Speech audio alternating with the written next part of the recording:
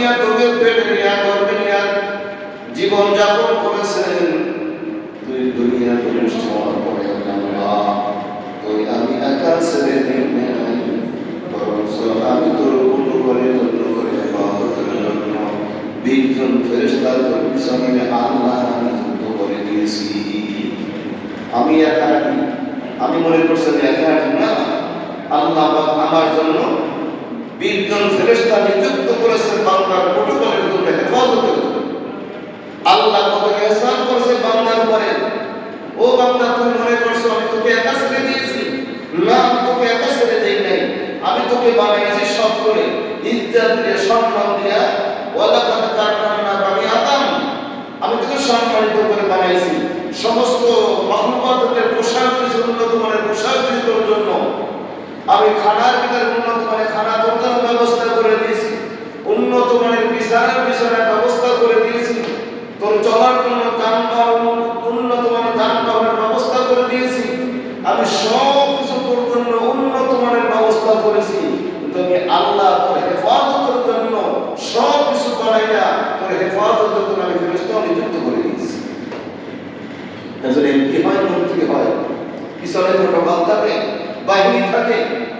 আল্লাহ আমাদের জন্য বাহিনী দিয়ে দিয়েছেন পিছনে, সেটা হলো আল্লাহ আমাদের বানানো ফেরেশতা, নূরের তৈরি ফেরেশতা। আল্লাহ আমাদের জন্য আমার হেফাজত আল্লাহ পিছনে দিয়েছে। অথচ আমরা শুধু খাইলাম আর ঘুমাইলাম, নামাজের খবর নাই, আল্লাহ পাকের হুকুমের খবর নাই। অথচ দাবিকারী মানুষ জাগনা হয় জাগনো আখলাকি সায়া তলে, আখিরাতকে সোনা ধরে কাকি সায়া তলে।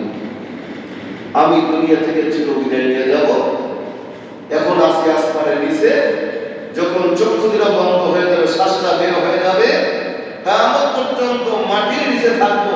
আমার উপরে আসমান থাকবে তখন মাটি, ছায়া থাকবে তখন মাটি। ওই সময় কি আছে? আমার নামাজ আমার জন্য হবে হেফাজতকারী। আমার জন্য আল্লাহ পাক একজন ফেরেশতা কিভাবে নিযুক্ত করলেন? হযরত লোকমান হাকিম আলাইহিস সালাতু ওয়াস সালাম ছেলেদেরকে নিয়ে বসে ছেলেদেরকে নসিহত করতেছেন। ছোট ছেলে বলতে, আব্বা আমার তো টাকা পয়সা কিছু নেই, অর্থ সম্পদ কিছু নেই, আমাকে যদি কিছু টাকা দিতেন আমি ব্যবসা বাণিজ্য করে খেতাম। ছোট ছেলে বলতেছে, লোকমান হাকিম আলাইহিস সালাতু ওয়াস সালাম, লোকমান হাকিম বলে, বাবা আমার তো ব্যাংক ব্যালেন্স কিছুই নেই, অর্থ সম্পদ কিছুই নেই, তো তোমাকে একটা বুদ্ধি দিই আমি। কি বুদ্ধি? আমার ছোট এক বন্ধু, ছোটবেলার বন্ধু আছে, আমি ওনার কাছে 3000 স্বর্ণের টাকা পাবো, 3000 স্বর্ণের টাকা পাবো। উনি থাকে সাগরের পারে, ওনার কাছ থেকে টাকাগুলো উদ্ধার করে তুমি ব্যবসা বাণিজ্য দিয়ে তুমি খাও। তোমাকে এটা আমি নসিহত করলাম, ওই টাকাগুলো তুমি সর করে তুমি ব্যবসা বাণিজ্য দিয়ে তোমার দিন যাপন করে সংসার পরিচালনা করো। লোকমান হাকিম আলাইহিস সালাম ছেলেকে নসিহত বলে, বাবা যখন যাবা সাগর পরে, যখন যাবা টাকা উসল করার জন্য, যাবার পথে 3টা বিপদ আসতে পারে। এই 3টা বিপদ তুমি খেয়াল রাখবে, বিপদগ্রস্ত হবা না। 3টা বিপদগ্রস্ত কিভাবে? যখন তুমি সর্বপ্রথম ঘর থেকে বের হবা, আমি তোমাকে ওসিয়ত করি, তোমাকে আমি এই কথাটাই বলছি, যখন তুমি ঘর থেকে বের হবা তখন সালাতু 2 রাকাত নামাজ আদায় করবা। সালাতুল সফরের উদ্দেশ্যে যখন রওনা দেবা, 2 রাকাত নামাজ আদায় করে ঘর থেকে বের হবা। এটা তোমাকে উপদেশ দিলাম, নসিহত দিলাম। তা নসিহত কি নামাজের, অন্য কোনো নসিহত দেয় না। কারণ বিপদে যখন মানুষ করে, আল্লাহ বলেন, আমার নবী বলেন, 2টা বাক্য আল্লাহ সকল ধৈর্য ধরতে বলছেন।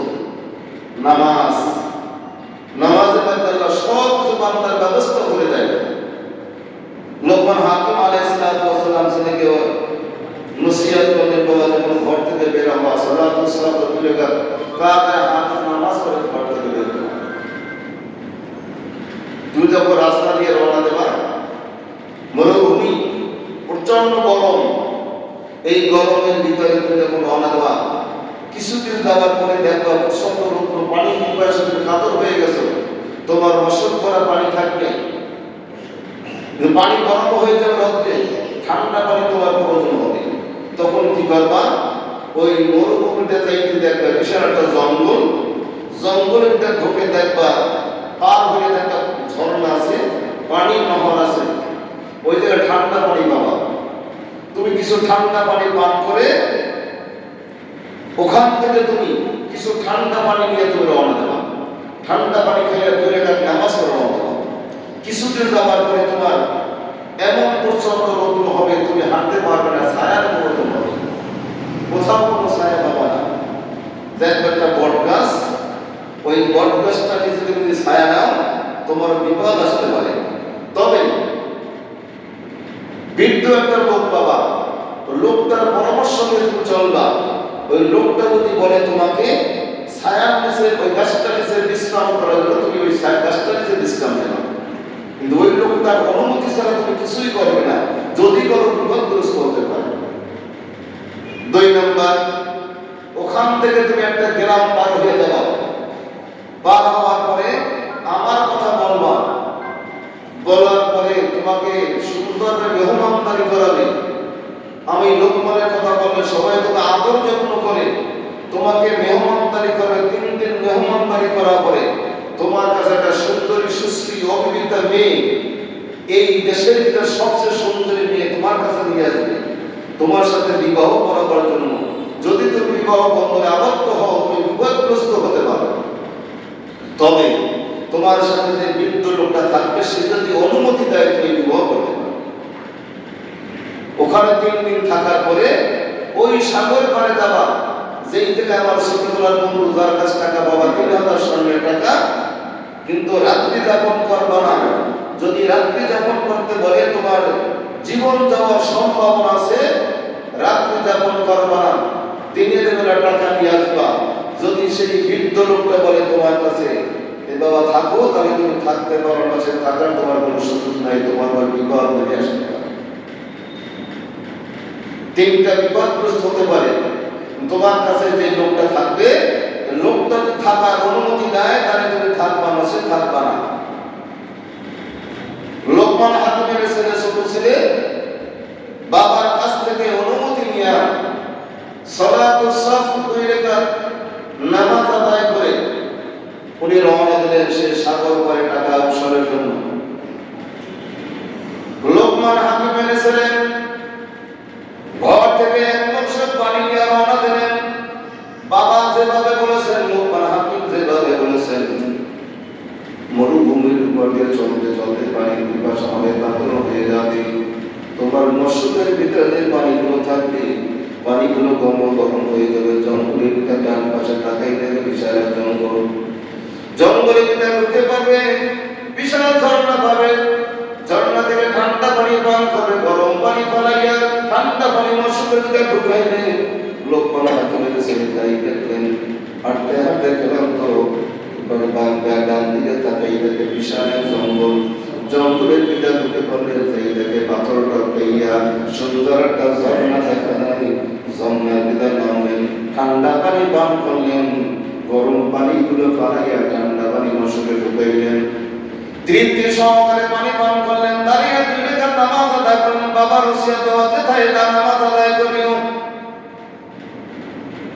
লোকমান হাকিমের ছেলে 2 রাকাত নামাজ আদায় করলেন, পানি মশক নিয়ে সামনে অগ্রসর হইতে লাগলেন। গেলাম তো নিয়ে গরম গরম প্রচন্ড গরম মরুভূমি। এবার কোথাও কোনো ছায়া পায় না, কোনো গাছও দেখা যায় না। হঠাৎ করে দেখি বাম পাশে বিশাল এক দীর্ঘ বট গাছ। গাছটার কাছে গেলেন, চিন্তা করলেন, বাবাই বলেছে গাছের নিচে ছায়া দাঁড়ায় বিপদ আসতে পারে, গাছের নিচেও দাঁড়ায় না। চিন্তা করে কি করবো, সহ্য করতে পারে প্রচন্ড রৌদ্র। বাবা ওসিয়ত জানাই, চিন্তা করে দেখো তোমার জীবনটা নষ্ট হতো, এত প্রচন্ড গরমে আমি কেমনে হাঁটবো। গাছটা পাশে নিজের ছায়া নিতে মন চায়। হঠাৎ করে দেখা একটা বৃদ্ধ লোক দাঁড়িয়ে আছেন গাছের পাশে। এবার ওই লোকটা ডাকতেন, বাবা কিসের জন্য ঘোরাফেরা করো? রোদ্রে কাতর হয়ে গেছো? বলে হ্যাঁ চাচা, রোদ্রে কাতর হয়ে গেছি, সামনে অগ্রসর হতে পারি না। বলে গাছে নিজের ছায়া নেওয়া যাবে না? বাবাই বলছে গাছে নিজের ছায়া নেওয়া যাবে না, বিবাদ আসতে পারে। এবার বৃদ্ধ লোকটা বলে বাবা তোমার বাবাকে স্মরণ করে দেয় নাই, একটা বৃদ্ধ লোকের সাথে সাক্ষাৎ হবে, সে যদি বলে গাছের নিচে থাকার জন্য থাকতে পারবো, সে থাকার অধিকার নাই, সুযোগ নাই, তোমার বা বিবাদ আসতে পারে। এবার যুবক একটা বলে হ্যাঁ চাচা আমার বাবা বলেছেন বৃদ্ধ লোক একটা তোমার সাথে সাক্ষাৎ হবে। ওই লোকটা যদি বলে গাছের ছায়া তুমি গাছের নিয়ে ছায়া নিতে পারবা, গাছের ছায়া নেওয়ার কোনো সুযোগ নাই।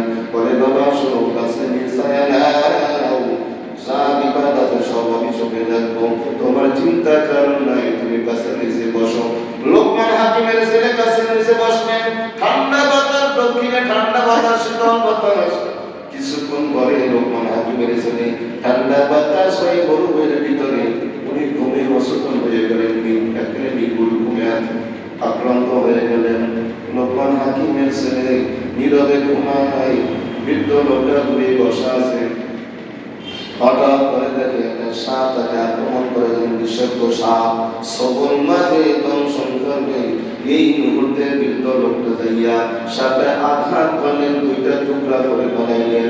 এবার লোকমান হাকিমের ছেলে ঘুমাইতেছেন, এক টুকরা সাপ দুইটা টুকরা করে লেজের অর্ধেক আর মাথার অর্ধেক দুটা টুকরা করিয়া একটা টুকরা লোকমান হাকিমের সন্তানের ব্যাগের ভিতরে ঢুকাইয়া দিলেন। সে তো জানে না লোকমান হাকিমের ছেলে ঘুম ভাঙলেন। হঠাৎ করে দেখে পাশে একটা সাপ পড়া আছে, টুকরা হয়ে আছে। লোকমান হাকিমের ছেলে বলতেছে জান কি ব্যাপার, সাপ দেখা যায় কোথা থেকে? বলে চিন্তার কারণ নাই, বিপদ আসতে পারে, বিপদ আসতে পারে, তোমার বাবা বলেছে চিন্তা করিও না। লোকমান হাকিমের ছেলে বলতেছেন বাবা ও চাচা আমি কি করবো? বা শুকরিয়া তার 2 রাকাত নামাজ আদায় করো, নামাজ আদায় করো।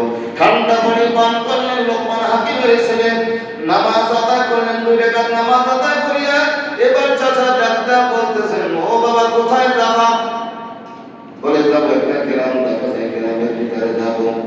লোকমান হাকিমের ছেলে চাচাকে বলতে চাচা যান আপনি আমার সঙ্গী হবেন, সফর সঙ্গী হবেন। বলে না বাবা যাও, তোমাকে বিদায় দিয়ে দিলাম। বলে না আমি যাব না, আপনি এত বড় বিপদ থেকে আমাকে বাঁচাইছেন, আপনার ছাড়া আমি এলাকা ছাড়তে পারি না, আপনি আমার সঙ্গী হবেন, সফর সঙ্গী হবেন আপনি। লোকমান হাকিমের ছেলে যখন এই কথা বললেন, বলে চলো বাবা। গ্রামের ভিতরে ঢুকলেন, যেই বাড়িতে অবস্থান করলেন 3 দিন পর্যন্ত মেহমানদারি করলেন। সবাই আদর যত্ন বলছে বাবা তোমাকে আদর যত্ন করতেছে, বাবার পরিচয় দিয়েছে আমি লোকমান হাকিমের ছেলে।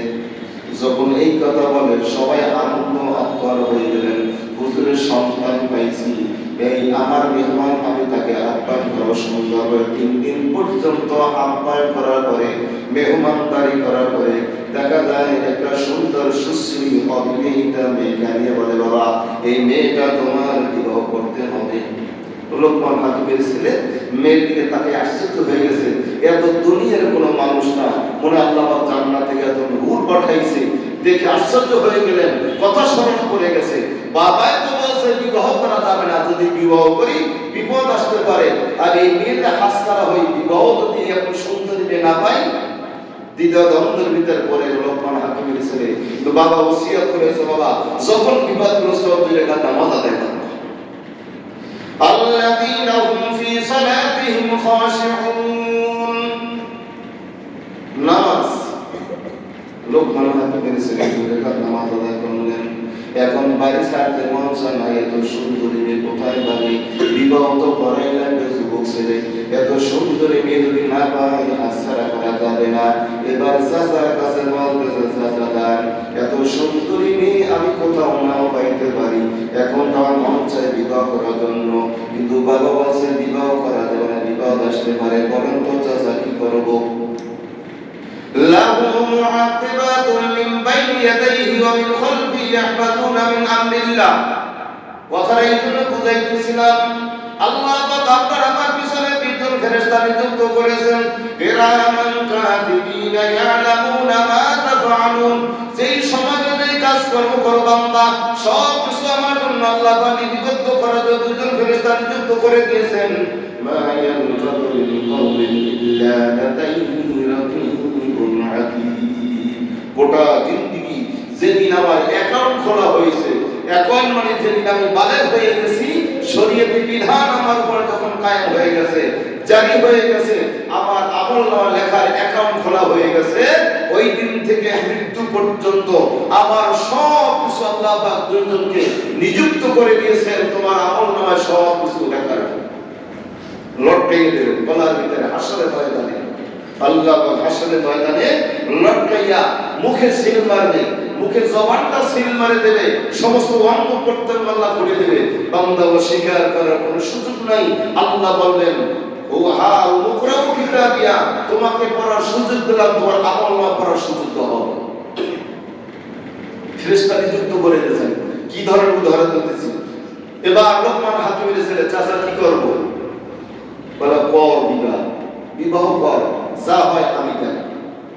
আমি সাহস হয়েছি। চাচা বলছে বিপদ থেকে বাঁচে, সাপের দংশন থেকে, সাপের আক্রমণ থেকে বাঁচাইছে। এবার চাচা বলতে, যা বাবা বাবা বিবাহ কর, বিপদ আসলে আমি দেখব। মনে সাহস হয়েছে, বিবাহ করাইবেন। বিবাহ করাইছেন।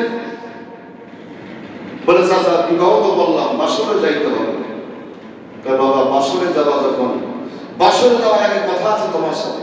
বলে কি কথা? তো যেদিন তোমাকে বাসর দেবে, ওই দিন তোমার বিবির সাথে কোনো কথাবার্তা বলবে না। বাসরের রাতে স্বামী স্ত্রী মেলামেশার আগে তুমি তার সাথে কোনো সৌজন্য সাক্ষাৎ করা, তোমাকে কিছুই বলবা না। বলে চাচা কি করবো তাহলে? বলে সর্বপ্রথম যখন সালাম বিনিময় হবে, 2 রাকাত নামাজ আদায় করো। নামাজ আদায়, ওসিয়তটাই ছিল নামাজ আদায় করা। ওসিয়ত বলে নামাজ আদায় করতে হবে। আমরা তো নামাজের কাছেও আসি না। তো লোকমান হাকিমের ছেলে এবার বললেন, ভাতিজাকে বলতে, ভাতিজা তোমার দিদিকে বলবা একটা পিতলের বদলি দেওয়ার জন্য। এই পিতলের বদনাটা তুমি আমার কাছে নিয়ে আসবা। ঠিক আছে, বিবির কাছে সাক্ষাৎ করলেন। কিন্তু পাশ দিয়ে, রাস্তা দিয়ে মানুষ যাইতেছে, যুবক যাইতেছে, যাইয়া যায় আর বলে, দেখছো লোকমান হাকিমের ছেলে এত সুন্দর সুদর্শন চেহারা যুবক, এই ছেলের তো আজকে মারা যাবে। ওই আওয়াজটা লোকমান হাকিমের ছেলের কানে বিদায় করছে। রাস্তা দিয়ে যায় আর বলতে, তাহলে লোকমান হাকিমের ছেলে এত সুন্দর ছেলে, আজকে রাত্রে ছেলেটা মারা যাবে।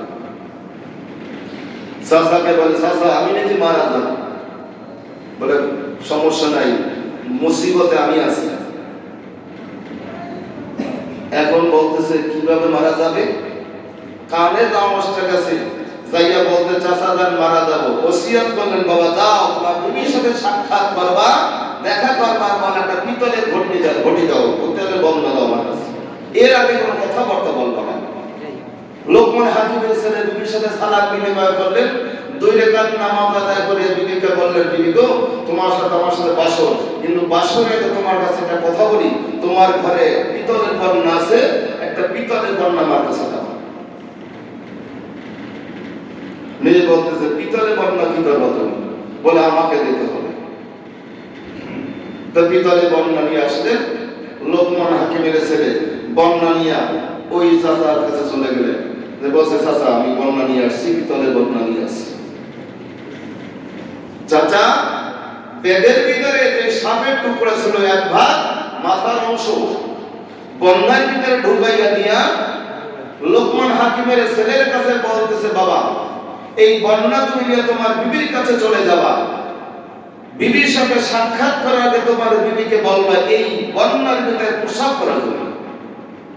প্রসাব করার পরে ওই বর্ণাটা যখন ঢাকটা দিয়ে আমার কাছে নিয়ে আসবা, তুমি খোলার তোমার অধিকার নেই।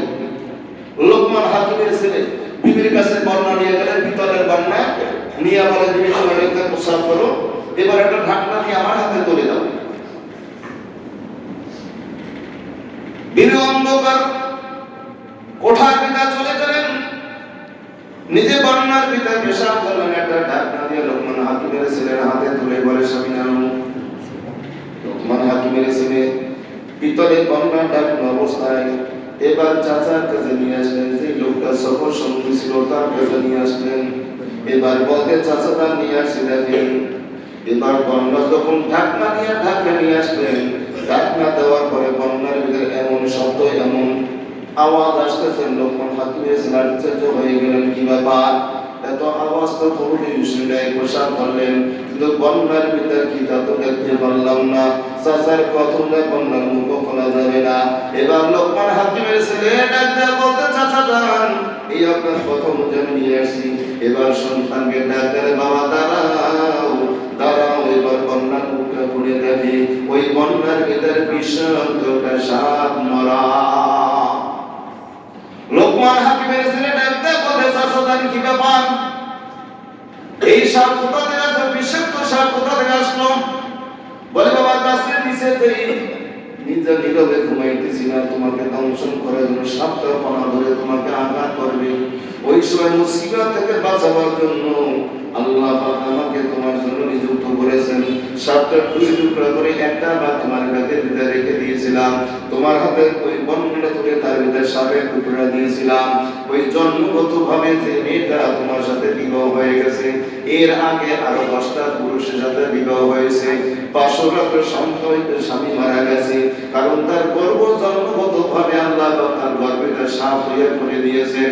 যখন স্বামী স্ত্রী মেলামেশার জন্য যখন যায়, সাপের আঘাত করে স্বামী মারা যায়, কিন্তু বিবি জীবিত থাকে। আজকে নিয়ে তোমার জন্য 10 জন 9টা যুবক মারা গেছে, আজকে তোমার পালা ছিল। ওই সাপের টুকরা বর্ণনাটিতে ঢুকায় দেওয়া হয়েছিল। যখন পেশাব করেছেন, ওই সাপ দেখার সঙ্গে সঙ্গে তার পেট থেকে সাপ বের হয়ে সাপে আঘাত করার জন্য ওই সাপগুলো পেট থেকে বের হয়ে আসে। তোমার বিবির পেট সিধা হয়ে গেছে, আর কোনোদিন তোমাকে দংশন করবে না, তুমিও মারা যাবে না। এটা হলো আল্লাহ পাক বানানো, তার ভিতরে পেটে দিয়ে সাপ তৈরি করে দিয়েছেন। এক দিকে পশ্চিম তাকে এরকম আক্রমণ করেছেন, তাকে আঘাত করেছেন, তারা দুনিয়া থেকে ছিল বিদায় নিয়ে চলে গেছেন। তোমার পালা ছিল, তুমি মারবা না, এই সাপের দংশনে তুমি মারা যাবে না। আল্লাহ পাক তোমাকে হেফাজত করার মালিক আল্লাহ। বলে যাও বিবির কাছে যাও। এবার বিবির কাছে চলে গেলেন, স্বামী স্ত্রী রাত্রে তাদের বাসন হলো, সকালবেলা মানুষ চলে আসছে, 9 জন পুরুষ দুনিয়া থেকে বিদায় হয়ে গেছে। আজকে লোকমান হাকিমের ছেলে মৃত্যু লাশ ঘর থেকে বের করা হবে। ঘরের দরজা খুলিয়া থেকে লোকমান হাকিমের ছেলে কি দাঁড়িয়ে আছে, বলে কি তোমরা? ঘরে লাশ নেওয়ার নার্সি, আজকে 9 জন তোমাকে নিয়ে 10 জন, তুমি কেন মারা গেলে না? বলে মারা দেওয়ার যাবো না, তবে আমার আল্লাহ হলো আমার হেফাজতকারী। আল্লাযীনা হুম ফি সালাতিহিম খাশিউন, নামাজ আদায় করেছি, ভয় ভীতিয়া বাবার ওসিয়াতুল্লাহ নামাজ আদায় করেছি। আল্লাহ পাক হেফাজতের মালিক আমার আল্লাহ। লাহু মুআক্কিবাতুম মিন বাইনি ইয়াদাইহি ওয়া মিন খালফিহি ইয়াহফাযুনা মিন আমরিল্লাহ। আল্লাহ পাক আপনাকে আমাকে হেফাজত করার জন্য বিদ্যুৎ ফেরেশতা নিযুক্ত করে দিয়েছেন। ওই ব্যক্তির জন্য যেই ব্যক্তি সারা সর্বদা নামাজ আদায় করবে, নামাজের পাবন্দি হবে। লোকমান হাকিমের ছেলে 3 দিন পর্যন্ত শ্বশুর বাড়ি বেড়ায়। 3 দিন পরে চাচার কাছে বলে, চাচা আমার বাবার টাকা উৎসলা করার জন্য এখন যাবো সাগর পারে, আপনি আমার সাথে যেতে হবে। বলে না বাবা যাবো না, তুমি চলে যাও। বলে না, সফর সঙ্গে আপনি আমার বাবার ওসিয়ত অনুযায়ী আপনি যদি না যান আমি যাবো না। আপনি আমার হেফাজতের এখন রক্ষণাবেক্ষণের সব দায়িত্ব আপনার হাতে, আপনি যদি যান আমি সাগর পারে যাবো না, সে যাবো না। লোকমান হাকিমের ছেলে এখন তাকে জোর করে ধরলেন, বলে চলো বাবা সাগর পারে চলো। সকালবেলা সাগর পারে চলে গেলেন। যেই লোকটা লোকটার কাছে 3000 স্বর্ণের টাকা পাবে, তার সাথে সাক্ষাৎ হয়ে গেল। বলে চাচা যান টাকা দেন, আমার বাবা আপনার কাছে 3000 স্বর্ণের টাকা পাবে। বল বাবা টাকা দেবো, কত রাত্রি যাপন করতে হবে, রাত্রে থাকতে হবে, নচে তোমাকে টাকা দেওয়া যাবে না, আগামীকাল তোমাকে টাকা দেওয়া হবে। এবার লোকমান হাকিমের ছেলে বলে না রাত্রে থাকা যাবে না, দিনে টাকা দিতে হবে। বলে টাকা দিনে দেওয়া যাবে, রাত্রে টাকা সকালবেলা দেওয়া হবে, রাত্রি যাপন করতে হবে। বলে কোনো কাজে থাকা যাবে না। এবার মনে করে গেল বাবা বলছে যদি রাত্রি যাপন করো মুসিবত আসতে পারে।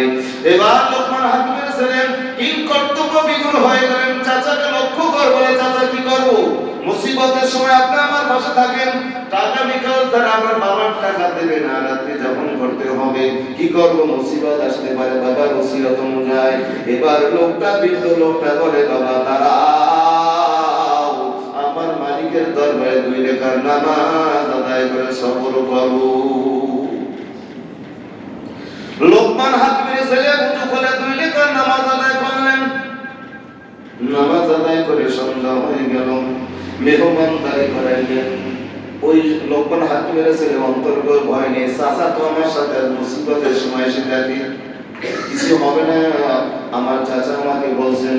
এবার নামাজ আদায় নাস্তা পানি রাত্রে খানা খাবার খাইয়া নদীর পারে একটা বিশাল বিল্ডিং ছিল, ওনাদেরকে লোকমান হাকিমের ছেলে 2 জনকে নিচে তাকে সুন্দরভাবে মনোরম বিছানা দিয়া বলে তোমরা ঘুমাও। 2টা সন্তান ছিল ওই লোকটার, ওই যে কাছে টাকা পাবে স্বর্ণের টাকা পাবে, তার কাছে তার 2টা সন্তান ছিল, যুবক সন্তান। সন্তান 2টাকে বলে তোমরা উপরে যাও, আর মেহমানদারকে নিচে থাকতে দেওয়া হয়। তাদেরকে মেহমানদের সকলে পারে মেহমানদের নিচে তার জায়গা দিলেন, সুন্দর মনোরম বিছানায় খুব সুন্দর বিছানায় তাদেরকে শোয়াইলেন, মখমলে চাদর বিছানায় 2 জনকে ঘুম পড়াবার জন্য তাদেরকে শোয়াইয়া দিলেন। গভীর রজনী চাচা ডাকতে বলে 2টা সন্তান উপরে ঘুমায়, ওই বৃদ্ধ লোকটার ডাকতে কে ও সন্তানের উপরে ঘুমাও, আমরা তোমার বাবার মেহমান, মেহমানকে নিচে রেখে মেজবান উপরে ঘুমাইতে পারে না, তোমরা নিচে নামো, আমরা 2 জন উপরে ঘুমাবো। সন্তানরা কিছুই জানে না, সন্তান 2টা নেমে আসলেন, নিচের সন্তান 2টা ঘুমাইলেন, আর মেহমান 2 জন উপরে ঘুমাইলেন। গভীর রজনী হয়ে গেল, সাগরের বিশাল ঢেউ আসলো, সাগরের ঢেউ পানি আসিয়া এমন ভাবে সিডর আসছে, পানি ঢুকিয়া সন্তান বিল্ডিং এর পানি ঢুকে গেছে, সন্তান 2টা মারা গেছে, মেহমান 2 জন বেঁচে আছে। সকালবেলা মালিক আসছে, মালিক আসিয়া দরজা খুলে দেখেন মেহমান 2 জন উপরে নাই, মেহমান 2 জন উপরে, কিন্তু তার 2টা সন্তান, যুবক সন্তান 2টা নিচে মরিয়া লাশ। মাথায় হাত দিয়ে কি করলাম, যত লোক টাকা পাইতো তাদেরকে নিচে ঘুমলো হইয়া সন্তান উপরে ঘুমাইত, সন্তান জানতো না, রাত্রে পানি নেমে যাইতো, সকালবেলা লাশ বের করে আনতো। আজকে সেই ভাত পাচ্ছে, লোকমান হাকিমের ছেলে উপরে ঘুমাইতে তার নিচে ঘুমাইতে দিতেছে, কিন্তু হেফাজতকারী কে বলেন, কিসের জন্য, নামাজ আদায় করেছেন আল্লাহ পাক পাহারা হিসাবে চাচাকে বের করে দিয়েছে। সকাল দরজা খুলছে, মেহমান 2 জন তালা খুলিয়া, কেন ওই 2 জন যুবক তার সন্তান দোনো তালা মারিয়ে দিয়েছে, তো মেহমান উপরে ঘুমায়, নিচে আমরা ঘুমাই, মেহমানের তাজিম করতে হয়, সম্মান দেখাইতে হয়। চাচাই মালিক হইয়া যখন দরজা খুলছে, লাশ বের করে 2টা সন্তান পাওয়া, কি ব্যাপার মেহমান, বীর দলটা চাচা রে, ক্ষমতার মালিককে ওয়াতুইজ্জু মান তাশা ওয়া তুযিল্লু মান তাশা, বেইজ্জতের মালিক আল্লাহ, ইজ্জতের মালিক আল্লাহ। আজকে মাথায় টুপি করো, সমাজে উশৃঙ্খল কাজ করে, সমাজে এমন কাজ করো বান্দা মনে করছো আল্লাহ দেখে না, মাথায় টুপি করে মুসল্লি মুখে দাঁড়িয়ে আছে, কিন্তু গুনার কাজ করতে দ্বিধাবোধ করি না বান্দা। সমাজে চলবে, সমাজে রাহাজারি চলে, সমাজে হাইজা চলে, সমাজে চিন্তাই চলে, কত মদ গাঁজা জুয়া সব চলতেছে, কিন্তু সমাজে এই এক কারণে মানুষের সমাজে শৃঙ্খলা সৃষ্টি করা হয়, কিন্তু আর নামে দেয় একটা বাণিজ্য, কিন্তু সমাজে দেখা যায় এমন গুনার কাজ চালু করে যে মানুষ কল্পনাও করতে পারে না। কথা ঠিক না ঠিক দেখেন না, এত বড় সমাজ যেই জায়গায় আমাদের এত একটা পাবলিক ফিল্ড ময়দান, যেখানে খেলাধুলা মানুষ মাহফিল হয়, কত অনুষ্ঠান হয়, সে জায়গায় আমাদের সার্কাস এক মাস ব্যাপী সমাজে এই জায়গায় হবে জুয়া, এই জায়গায় হবে যাকে জেনার কাজ, এই জায়গায় গুনার কাজ ছাড়া কোনো কাজ হবে না। আজকে সমাজকে মানুষ মুসলমান হইয়া গুনার কাজের আমরা রাস্তা বের করে দিচ্ছি সমাজে। কিসের জন্য মুসলমান দাবি করি? বাণিজ্য মেলা চলতেছে, আবার বলে আমি কোন গুনার কাজ হবে না। কেমনি গুনার কাজ হবে না? আজকে যেই জায়গায় মানুষ খোলামেলা বসতো সে জায়গায় বসতে পারবে না, সে জায়গায় গুনার কাজ চলবে, ও জায়গায় জুয়া চলবে না? অবশ্যই জুয়া চলবে। আপনার ছেলে আমার মেয়ে ছেলে কোমলমতি সন্তানগুলো বাবার কাছে টাকা নিয়ে বলেন, একটু বাবা আমি একটু ভিতরে অনুষ্ঠান দেখে আসি। কি গুণতে খালি থাকবেন? আপনি থাকবেন, আমি থাকবো। বয়স্ক মেয়েরা যাবে, চোখের গুণ হবে, মুখের গুণ হবে, হাতের গুণ হবে, কিন্তু গুনার জন্য একটা আমরা হাত পা বাড়াই দিচ্ছি, রাস্তা করে দিচ্ছি, অথচ মুসলমান দাবি করি আমরা। এটা সমাজে করতে দেওয়া যাবে না। কি বলেন? সমাজে করতে দেওয়া যাবে না। কারণ যে জায়গায় গুনাহ হবে সে গুনার কাজ আল্লাহ নবী নিজে বলেন, মান রাআ মিনকুম মুনকারান ফালিয়ুগাইয়িরু বিয়াদিহি। তোমার যদি শক্তি থাকে সমাজে গুনার কাজ দেখতেছো, যদি শক্তিটাকে হাতের দ্বারা প্রয়োগ করো, যেটা সেটা করতে দেওয়া যাবে না। আমি পারি না, আমি দুর্বল, হাতে আমার শক্তি নাই, আমার জনবল নাই, আমার প্রশাসন নাই, আমার কিছু নাই। আল্লাহ নবী জবানের দ্বারা বলো, জবানের বলার দ্বারা করে গুনার কাজ ফেরানো যায়, এই চেষ্টা করো। জবান দ্বারা সেই কথা বলে তুমি প্রকাশ করো। তুমি তাও করতে পারো না। হামলা আসতে পারে, মামলা আসতে পারে, তোমার অত্যাচার আসতে পারে। আল্লাহ বলে মনে মনে ঘৃণা করো, পরিকল্পনা করো, সমাজ থেকে দুর্নীতি, সমাজ থেকে সুদ, সমাজ থেকে ঘুষ, সমাজ থেকে রাহাজানি, সমাজ থেকে সেই সমস্ত জেরা বিচার দূর করা যায়। এটা বলিষ্ঠ করতে তুমি চিন্তা করো কিভাবে সেটা দূর করা যায়। এটার মুমিনের সবচেয়ে নিম্নমানের ইবাদত। তো লোকমান হাকিমের ছেলে এবার নিজ থেকে বলতেছে, চাচা টাকা দেন। টাকা না উপায় আছে, সন্তানরা মারা গেল, টাকা দিয়ে বিদায় হয়ে যাইতেছে। টাকা স্বর্ণের 3000 স্বর্ণের টাকা নিয়ে যাইতেছে। যাইয়া তখন বাড়ির কাছাকাছি গেছে, এবার ওই বৃদ্ধ লোকটা বলে, বাবা যাও, তোমাকে বিদায় দিয়ে দিলাম, তুমি আমাকে কি দেবা? বলে, চাচা আপনি টাকা নিয়ে যান, আমি বিবি নিয়ে বাড়িতে ঢুকে যাই। বলে, বাবা আমি টাকার জন্য আসিনি। বলে, চাচা আপনি টাকা নেবেন, এত উপকার করলেন আমার। বলে, বাবা টাকার জন্য আসি নাই, আমি এসেছি তোমার হেফাজতের জন্য। আল্লাহ নিজে লাহু মুআক্কিবাতুন মিন বাইনি ইয়াদাইহি ওয়া মিন খালফি। ও বান্দা, দুনিয়ার ভিতরে যখন আল্লাহ পাকের হুকুম নামাজ আদায় করেছো, আল্লাহ পাকের বিধান তুমি মেনেছো, আল্লাহ পাক তোমার হেফাজতের জন্য আল্লাহ পাক তোমাকে আল্লাহ পাকের পক্ষ থেকে রহমতের ফেরেশতা তোমার পিছনে নিযুক্ত করে দিয়েছে। আমি দুনিয়ার কোন মানুষ না, আমি হলো আল্লাহ পাকের রহমতের ফেরেশতা, তোমার হেফাজতে আল্লাহ আমাকে নিযুক্ত করে দিয়েছে। এই জন্য বললাম, যেই বান্দা আল্লাহ পাকের হুকুম নামাজ আদায় করবে, পাঁচ ওয়াক্ত নামাজ যারা পাবন্দি করব, আজকে রাস্তায় হাঁটলে চলবে না, যখন আযান হয়ে গেছে মসজিদে চলে যাই, সমস্ত বিপদ আল্লাহ পাক হেফাজত করবেন। গাড়ি অ্যাক্সিডেন্ট থেকে আল্লাহ হেফাজত করবেন, বিবাহ অ্যাক্সিডেন্ট থেকে আল্লাহ হেফাজত করবেন, আমাদের লঞ্চ থেকে আল্লাহ পাক হেফাজত করবেন। দেখা যায় 500 লোকের ভিতরে একটা লোক বেঁচে আছে, বলে সবাইকে গুনাহ করছে না, সেজন্য না। আল্লাহ পাক গজব যখন তার সবার উপর আসে, আমার কারণে আরেকজনের কারণে গজব আসে, আল্লাহ পাক গজব থেকে হেফাজতের মালিক আল্লাহ। আল্লাহ পাক হুকুম পাঁচ ওয়াক্ত নামাজ আদায় করতে পারে। আসুন সমাজ থেকে সমস্ত দুর্নীতি, মদ, গাঁজা, এই সমস্ত থেকে আমরা হেফাজত থাকি। এই সামনে আসতেছে মেলা, আমরা সকলেই আজকে আমাদের কাছে চিঠি আসছে, না বলে আমি ব্যক্তিগতভাবে বলি না, এই জায়গাটা আমাদের চিঠি পড়ে দেওয়ার জন্য